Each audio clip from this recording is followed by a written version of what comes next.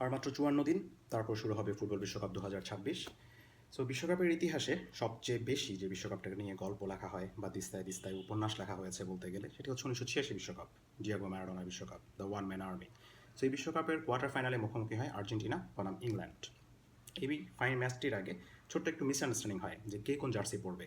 দুই দলেরই ট্র্যাডিশনাল যে হোম কিট আছে কিছুটা কাছাকাছি, বাট ম্যাচের কিছুদিন আগে ডিসাইড হয় যে আর্জেন্টিনাকেই তাদের অ্যাওয়ে জার্সি পরতে হবে।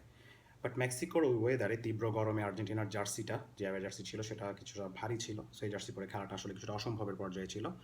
সো আর্জেন্টাইন কোচ তখন এটার সমাধানের জন্য খুব দ্রুত একটা ডিসিশন নেয় যে না, তাদের জার্সিটা চেঞ্জ করতে হবে রাতারাতি। তো তার জন্য তারা আমাদের যেমন নিউ মার্কেট, মেক্সিকোর কোনো একটা লোকাল মার্কেটে যায় ফ্যাব্রিকের সন্ধানের জন্য। তো পাতলা দুটো কাপড় তারা বাছাই করে, প্লেন ড্রেস, এবং ম্যারাডোনার কাছে আনা হয়। ম্যারাডোনা তখন একটা জার্সি দেখে বলে, হ্যাঁ এই জার্সিটা সুন্দর, we will beat England in that. এবং তারা পরবর্তীতে এই প্লেন জার্সির ওপর স্টিকার, প্লেয়ারদের নাম, নাম্বার সব কিছু বসায়, এবং পরবর্তীতে সত্যি সত্যি এই জার্সি পরেই ইংল্যান্ডকে 2-1 গোলে হারায়। যে ম্যাচে মাত্র 3 থেকে 4 মিনিটের বিপরীতে আমরা দেখতে পেয়েছি গোল হ্যান্ড অফ গড এবং goal of the century. Football বিশ্বকাপে সবচেয়ে নিন্দিত এবং সবচেয়ে নন্দিত দুটো গোল দুটোই করেছিলেন ডিয়েগো ম্যারাডোনা। আর এই জার্সি বিভ্রাটের আরেকটি কাহিনী হয় 1978 বিশ্বকাপে, আর্জেন্টিনার মাটিতে যে বিশ্বকাপটা হয়। ফ্রান্স আর হাঙ্গেরির খেলা ছিল।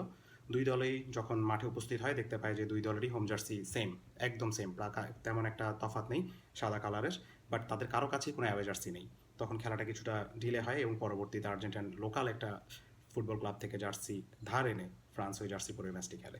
সো বিশ্বকাপের আর বাকি 54 দিন, তারপরেই শুরু হচ্ছে ফুটবল বিশ্বকাপ 2026।